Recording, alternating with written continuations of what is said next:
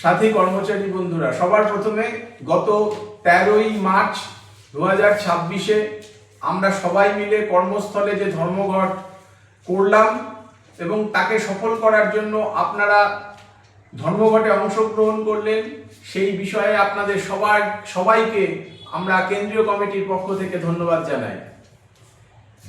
মূলত এআইসিপিআই অনুযায়ী কেন্দ্রীয় হারে বকেয়া যে ডিএ, সেই বিষয়টি, তার থেকেও বড় কথা অনিয়মিত বা চুক্তিভিত্তিক কর্মচারীদের নিয়মিতকরণের বিষয়টি এবং অসংখ্য শূন্য পদে নিয়োগের বিষয়টিকে আমরা এই ধর্মঘটের মূল দাবি হিসাবে রেখেছিলাম। সেখানে সার্বিকভাবে আপনারা তাকে সফল করে তুলতে, রাজ্য সরকারকে নাড়িয়ে দিতে, তার কাছে প্রতিবাদের আওয়াজ তুলে দিতে যেভাবে অংশগ্রহণ করলেন এই ধর্মঘটে, কেন্দ্রীয় কমিটির পক্ষ থেকে আবারও আপনাদের রক্তিম অভিবাদন।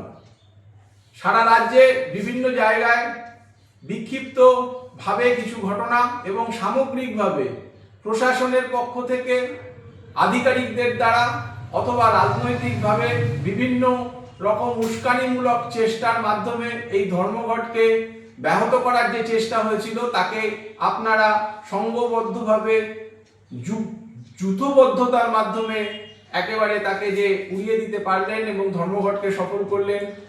পঞ্চায়েত যৌথ কমিটির পক্ষ থেকে আবারও আপনাদের সেই বিষয়ে ধন্যবাদ জানাই। পাশাপাশি আগামী যে বড় লড়াই অপেক্ষা করছে, যে বড় লড়াইয়ের ভিত এই 13ই মার্চের ধর্মঘট আমাদের তৈরি করিয়ে দিল, তাকে স্মরণে রেখে নিজেদেরকে এবং যারা এই ধর্মঘটের অংশীদার হতে পারলেন না, তাদের সঙ্গে আরও আলোচনার মাধ্যমে তাদেরকে আরও উৎসাহিত করে আগামী আন্দোলন কর্মসূচিতে যুক্ত করার চেষ্টা আপনাদের থাকবে।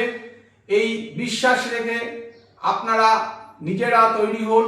আগামী যে শিগগিরই ভোট ঘোষণা হতে যাচ্ছে, সেখানে আমরা যেমন আমাদের দপ্তরীয় দায়িত্ব পালন করব, পাশাপাশি যে সাংগঠনিক যে বিভিন্ন দায়িত্বগুলো থাকবে সেগুলোর জন্য আপনারা তৈরি থাকবেন এবং সামগ্রিকতার নিরিখে আপনারা পঞ্চায়েত যৌথ কমিটিকে সমৃদ্ধ করবেন, এই আশা রেখে আগামীতে দ্রুততার সাথে আমরা যাতে নিজেরা তৈরি হই, অন্যদের তৈরি করতে পারি, সেই বিশ্বাস রেখে বক্তব্য শেষ করলাম।